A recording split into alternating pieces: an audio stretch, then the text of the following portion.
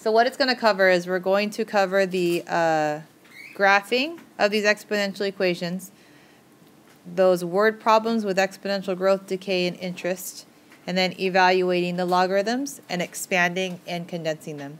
Today we're only going to get to about evaluating the logarithms, and then tomorrow we'll continue on with the expanding and condensing. Alright, so most of you on the test were able to see that you're supposed to make a t-chart, and you were supposed to plug in -2, -1, 0, 1, and 2.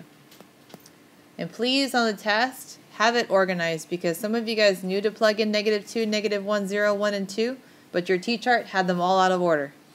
So it was like -2, and then you had +2, and then you had 0 and 1. I'm not quite sure why, but it was a little confusing to grade because they weren't necessarily in order. So we plug in those numbers, right? We plug in -2, so 3 to the -2 power. Negative exponents change whole numbers into fractions, so that flips it upside down. And now we have a +2, right? And then we square this thing, so 1/3 squared is 1/9.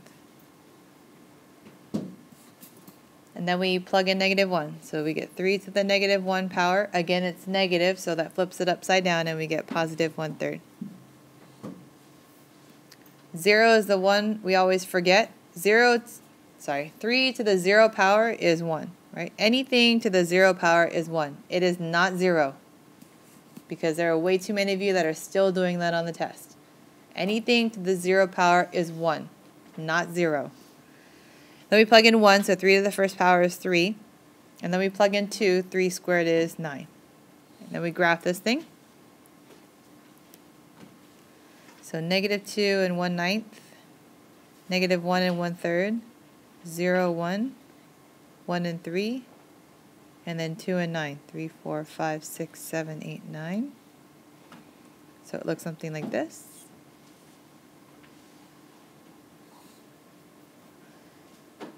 Then we have to talk about the domain and range. So on the quiz, most of you are able to see the domain is all real numbers because it goes both ways, left and right.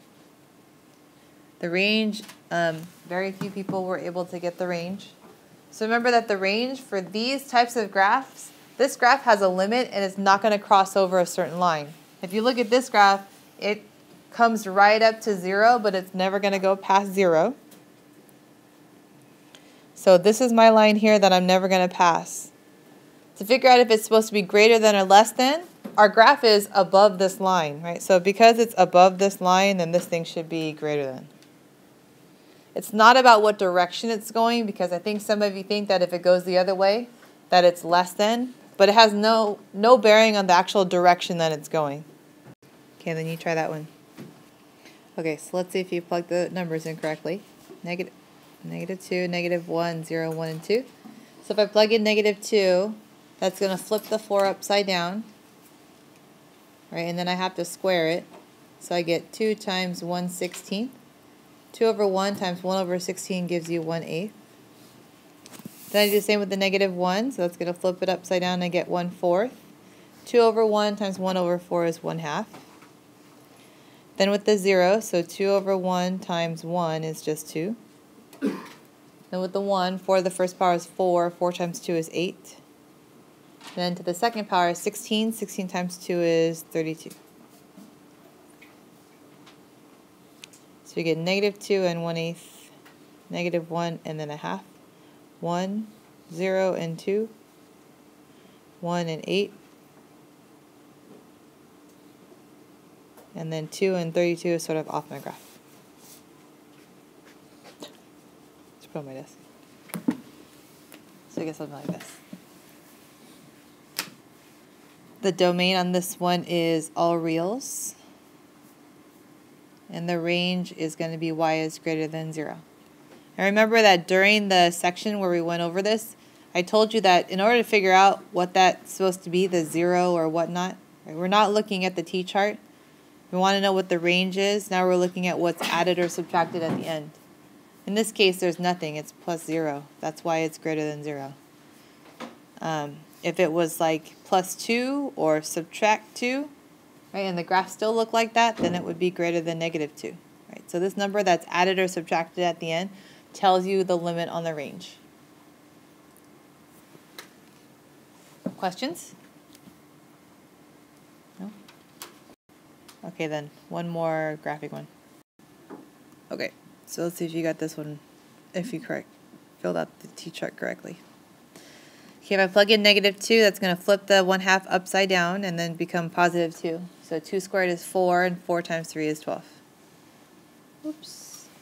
And then if I plug in -1, that's going to flip the 1/2 upside down, so I get 3 times 2, which is 6. And if I plug in 0, I get 3 times 1, which is 3. If I plug in 1, I get 3 times 1/2, which is 3/2, which is 1.5. And if I plug in +2, I get 3 times 1/4, which is 3/4. So let's see. -2, 1, 2, 3, 4, 5, 6, 7, 8, 9, 10, 11, 12 is all the way up here. -1 and 6, 1, 2, 3, 4, 5, 6.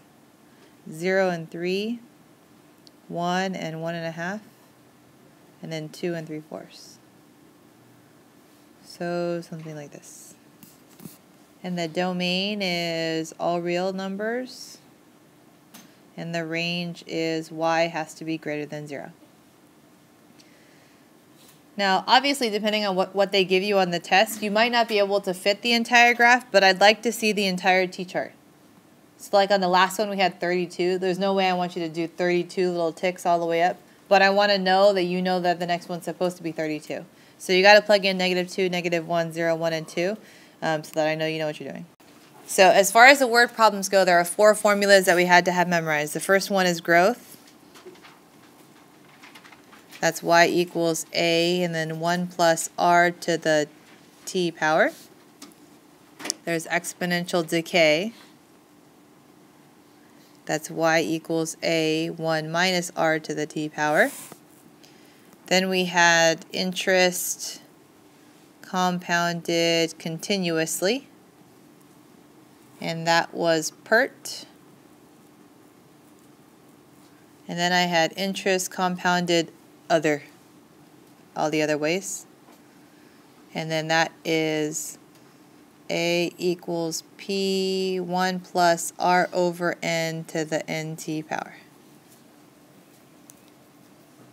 So this problem says bacteria in a culture are growing exponentially with time. As shown in the table below, write an equation that represents the number of bacteria present at any time. Now this was a multiple choice question. They'd have equations there, and all we would have to do is take each one of these and plug it in and see which one works. Right? But in this case, I don't have multiple choice answers, so I've got to come up with the equation myself.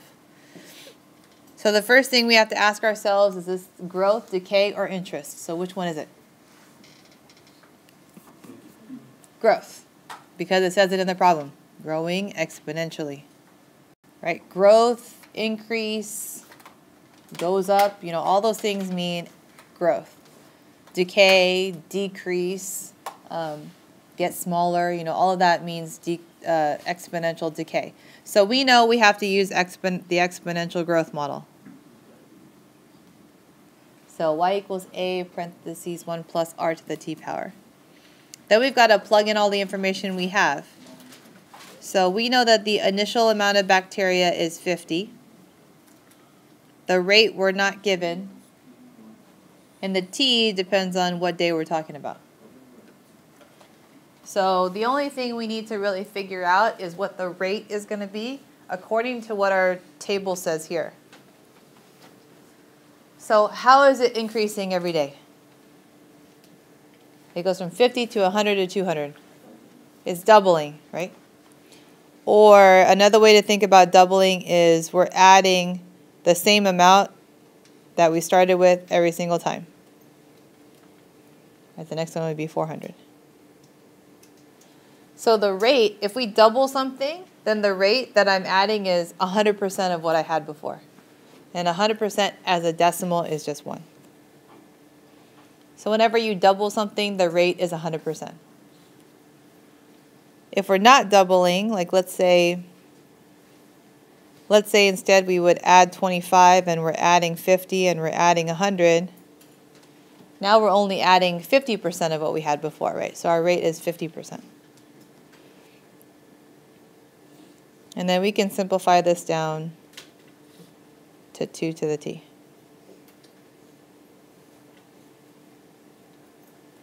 And here is where your doubling is in effect, right here, right? 2. Doubling means multiplying it times 2. So I have 2 here for my base as an exponent. Okay, then you guys try that one. Which interest formula are we using? PERT or the other one? The other one.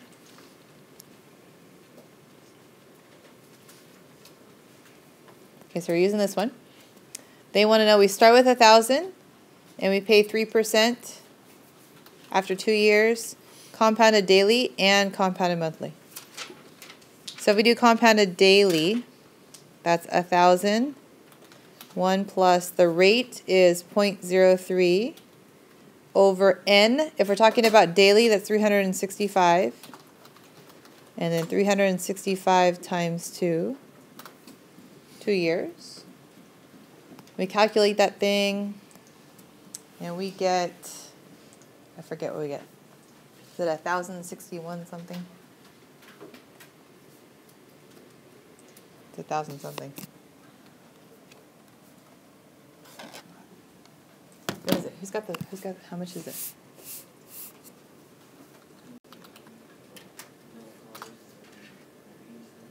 $0.80? Okay, 1,061.80. That sounds about right. Then we do it with monthly. So now we change the 365 to be 12 months. Then we plug that into our calculator and we end up with 1,061.73.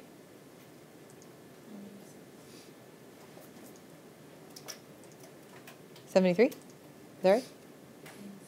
76? Oh, that is not 80. Is it 83? I calculated last period. I don't remember what it is. I think it's that way. And then it asks us how much more interest was earned daily than monthly. A whopping 7 cents.